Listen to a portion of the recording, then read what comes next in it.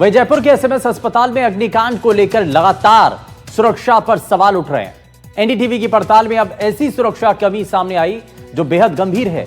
जानकारी के मुताबिक अस्पताल प्रशासन को लगातार हादसे की आशंका को लेकर लेटर लिखे जा रहे थे और इसके बावजूद प्रशासन ने आंखें मूंद रखी थी।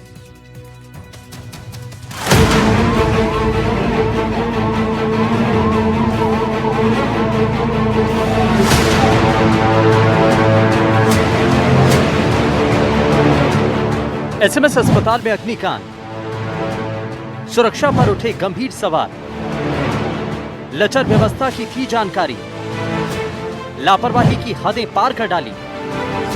जयपुर के एसएमएस अस्पताल में हुए अग्निकांड ने हर किसी को झकझोर कर रख दिया। एसएमएस अस्पताल के ट्रॉमा सेंटर के आईसीयू वार्ड में रविवार रात जो आग लगी उसने 6 लोगों की जिंदगियां छीन ली। हादसे के बाद मृतकों के परिजनों में शोक की लहर है। वहीं लापरवाही को लेकर तमाम सवाल उठ रहे हैं। इस बीच अब जो बड़ा खुलासा हम करने जा रहे हैं वो बेहद चौंकाने वाला है। जी हां, लापरवाही ऐसी कि आप कहेंगे कि हद ही कर दी। दरअसल अस्पताल में हुए अग्निकांड को लेकर एक चौंकाने वाली खबर सामने आई। जानकारी के मुताबिक हादसे से 1 महीने पहले ट्रॉमा इंचार्ज डॉक्टर अनुराग धाकड़ ने उच्च अधिकारियों को 3 बार हादसे की आशंका जताते हुए पत्र लिखे थे, लेकिन कोई कार्रवाई नहीं हुई।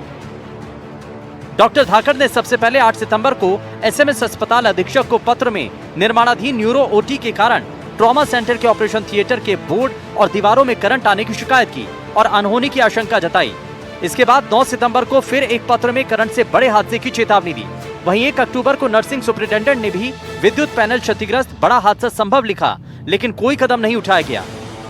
इसके बाद हादसे के 2 दिन पहले यानी 3 अक्टूबर को डॉक्टर धाकड़ ने अधीक्षक डॉक्टर सुशील भाटी को फिर से रिमाइंडर भेजा कि न्यूरो ओटी निर्माण से विद्युत पैनल, वीआरवी और डक्ट क्षतिग्रस्त हो रहे हैं, जिससे जानलेवा हादसा हो सकता है।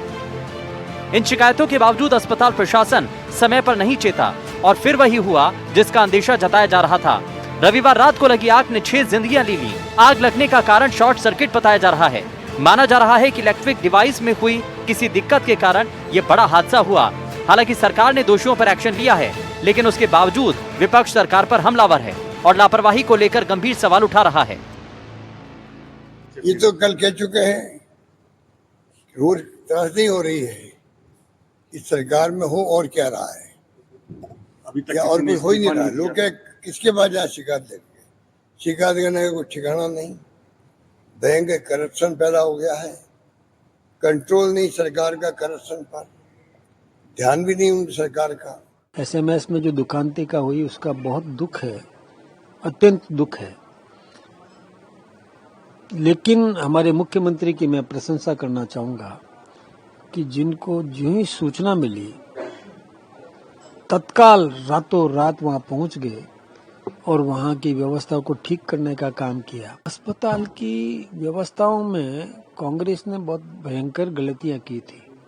मैं आपको बताऊं, 2022 में उन्होंने जो एपरेटस खरीदे थे वो घटिया स्तर के थे। उन्होंने जो व्यवस्थाएं वहां पर करी थी उसमें कमीशन खोरी की गई थी, उसके कारण से ये सब घटनाएं हो रही है। आपको बता दें कि ट्रॉमा सेंटर के न्यूरो सर्जरी आईसीयू में रविवार रात करीब 11:20 पर शॉर्ट सर्किट के कारण भीषण आग लगी थी। आग तेजी से फैली और जहरीली गैसों का रिसाव होने लगा, जिससे 11 मरीजों से भरे आईसीयू में अफरा तफरी मच गई।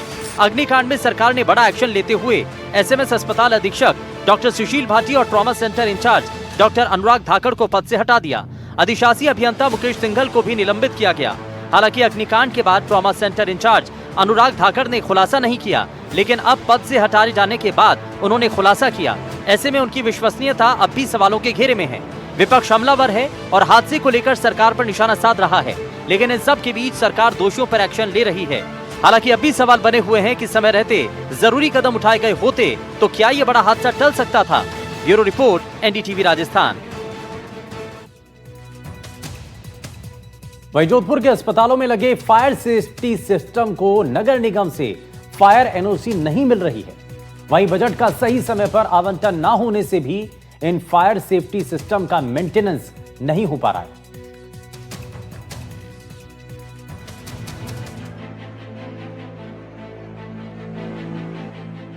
जयपुर के एसएमएस अस्पताल में हुए अग्निकांड के बाद प्रदेश भर में अब राज्य सरकार के निर्देश के बाद अस्पतालों में फायर सेफ्टी व्यवस्थाएं जांच की जा रही हैं। वहीं बात अगर जोधपुर शहर की जाए तो जोधपुर शहर में अस्पताल प्रशासन के सामने सबसे बड़ी चुनौती ये है कि भले ही अस्पतालों में फायर सेफ्टी उपकरण लगे हुए हों, लेकिन उन्हें नगर निगम से फायर एनओसी नहीं मिल रही है। वहीं मेडिकल कॉलेज प्रिंसिपल द्वारा लगातार पत्राचार किया जा रहा है, लेकिन उन्हें बजट समय पर न मिलने के कारण से फायर सेफ्टी मेंटेनेंस और उपकरण लगाने में दिक्कतों का सामना करना पड़ रहा है। हालांकि सोमवार को हुए घटनाक्रम के बाद केंद्रीय पर्यटन एवं संस्कृति मंत्री गजेंद्र सिंह शेखावत द्वारा जिला प्रशासन को निर्देशित कर फायर व्यवस्था जांचने के लिए कहा गया था और कमियों में सुधार की बात कही थी। निश्चित रूप से ऐसे विषय की जांच सरकार के स्तर पर होगी। जो कोई भी अगर कहीं किसी का दोष है तो मुझे लगता है कि ये व्यक्तिगत दोषारोपण या राजनीतिक टिप्पणी करने का विषय नहीं। It is a point of self introspection and to introspect our assets, हमारी खुद की व्यवस्थाओं का एक बार पुनः जायजा लेने का विषय। क्या कारण था, क्यों आग लगी, मैं अभी उस पर टिप्पणी करूं तो बहुत जल्दी होगी। अभी तो हम सब लोगों को मिलकर के प्रार्थना करनी चाहिए कि जो लोग पीड़ित हैं उनको स्वास्थ्य लाभ मिले, हम कैसे उनको बचा सकते हैं। निश्चित रूप से एक प्रक्रिया है, उसके तहत जांच भी होगी। वहीं मेडिकल कॉलेज के प्रिंसिपल बीएस जोधा के मुताबिक समय पर बजट नहीं मिल पा रहा है और फायर एंड मेंटेनेंस का पूरा काम पीडब्ल्यूडी देख रहा है, लेकिन पीडब्ल्यूडी के कर्मचारियों की उपस्थिति सुनिश्चित करने के लिए आने वाले दिनों में अब उनसे भी बायोमेट्रिक हाजिरी लेकर उन पर निगरानी रखी जाएगी। अस्पतालों में एक नोडल अधिकारी भी बनाया जाएगा जो इन सब पर निगाह रख सके।